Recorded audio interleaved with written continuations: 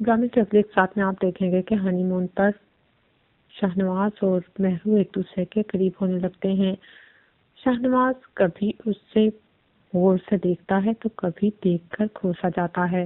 مہرو نسا بھی محسوس کرنے لگتی ہے کہ شاہنواز اس سے پسند کرتا ہے اور اس سے قریب ہونے لگا ہے اور شاید وہ اس سے محبت بھی کرنے لگا ہے۔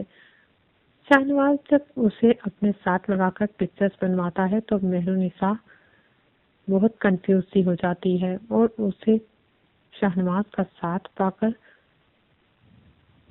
اس کی دھڑکنیں تیز ہو جاتی ہیں۔ شاہنواز جب تصاویر بنوا کر وہاں سے چلا جاتا ہے تو مہرو نسا بہت خوش ہوتی ہے۔ اس پر جیسے شاہنواز کی پرسنالٹی کا جادو سا ہو جاتا ہے اور وہ اس بات پر بہت خوش ہوتی ہے کہ اس کا شوہر اس کی طرف بڑھنے لگا ہے اور اس پر توجہ دینے لگا ہے۔ شاہنواز بھی اس کے قریب آ کر اپنی ساری باتیں بھول جاتا ہے۔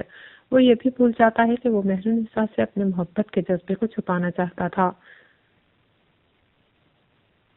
ایک لمحے کو اس کی مہرو نسا کے قریب آ کر سانسیں تیز ہو جاتی ہیں اور وہ سب کچھ بھول جاتا ہے اور وہ مہرو نسا کو ہی دیکھے جاتا ہے، لیکن پھر جب اسے ہوش آتی ہے تو وہ پیچھے ہٹ جاتا ہے اور وہاں سے چلا جاتا ہے۔ مہرو نسا یہ چند لمحات جو شاہنواز کے ساتھ اس کے گزرتے ہیں وہ یاد کر کر کے خوش ہوتی ہے اور انہیں محسوس کرتی ہے۔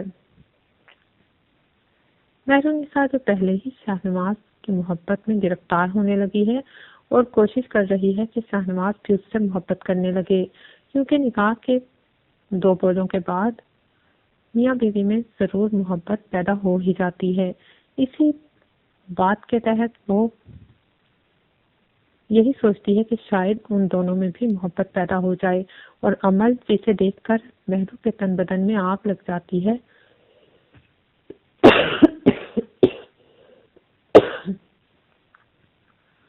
اور وہ عمل کو شاہنواز کے ساتھ دیکھ اور برداشت ہی نہیں کر پاتی، لیکن بہت مشکل سے وہ یہ برداشت کرتی ہے اور وہاں سے خاموشی سے چلی جاتی ہے۔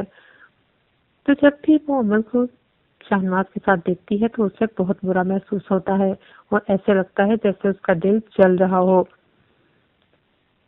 وہ تبھی عمل کو شاہنواز کے سامنے کہتی ہے کہ میں شاہنواز کی بیوی ہونے کی حیثیت سے تمہاری بھابھی ہوں، تم مجھے بھابھی کہو۔ شاہنواز حیران رہ جاتا ہے کہ یہ لڑکی اتنی سیریس ہے اور اسے سچ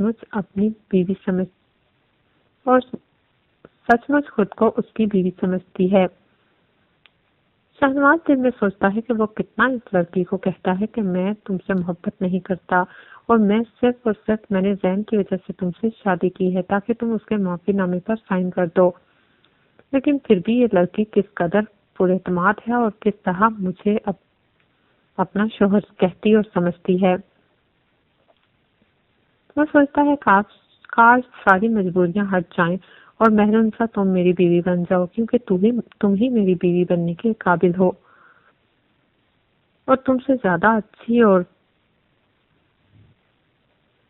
خوبصورت اور بااخلاق بیوی مجھے کبھی نہیں ملے گی اپنی زندگی میں۔